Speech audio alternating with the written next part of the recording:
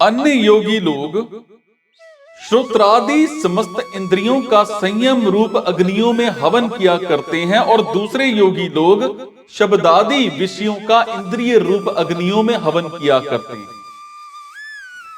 यहां संयम रूप अग्नियों में इंद्रियों की आहुति देने को यज्ञ कहा गया है। मतलब यह है कि एकांत काल में श्रोत्र, त्वचा, नेत्र, रसना और घ्राण ये पांचों इंद्रियां अपने अपने विषयों मतलब मोस्टली शब्द, स्पर्श, रूप, रस और गंध की ओर बिल्कुल प्रवृत्त ना हो।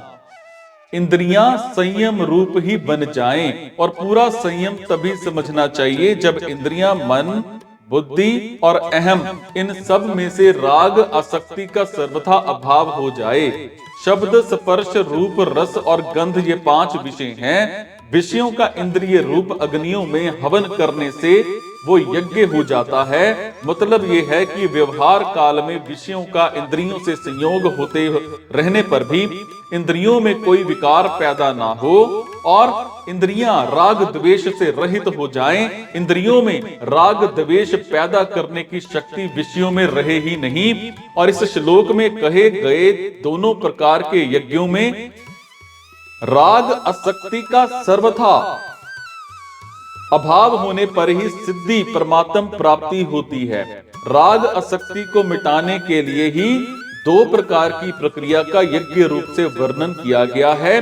पहली प्रक्रिया में साधक एकांत काल में इंद्रियों का संयम रखता है।